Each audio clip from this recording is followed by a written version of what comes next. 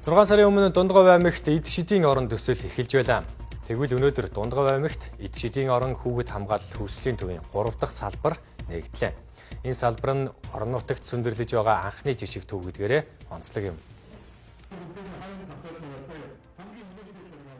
Лантун дохой төрийн бус байгууллагаас 2022 оны хавар хүүхэд хамгааллын эд шидийн орон төвийг орон нутагт байгуулахаар сонгон шалгаруулалт зарлаж байсан.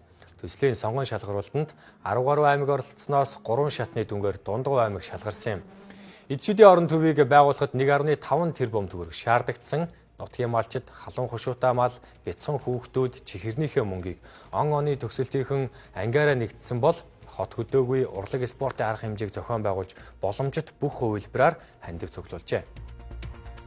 За энэхүү төсөл маань Дундгов аймгийн нийт 16 мянган гаруй хүүхэд залуучууд цаашлаад сайн цаал сумын маань 6800 орчим хүүхдүүдэд хүүхэд хамгаалах хөгжлийн чиглэлээр үйлчлэгээ үзүүлэх, цаашлаад сурч чадварчуулах, мөн сургалт дугуйлан хичээлүүлэх гэдэг олон төрлийн үйл ажиллагааг орон нутагт зохион байгуулах юм аа. Тусдах зүйлээ юу байна гэж шинэхэн чухал түүгээд хийжсэн энэ төсөл өнөөдөр биелэлээ олж өнөөдөр сэтгэл бол маш хөдөлж өндөр.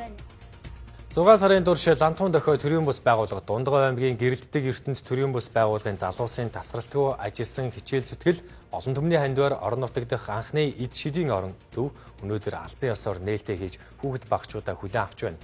Тус төвд хүүхэд хөгжүүлэх хамгаалах чиглэлийн олон дугуйлан үйл ажиллагаа явуулах юм а.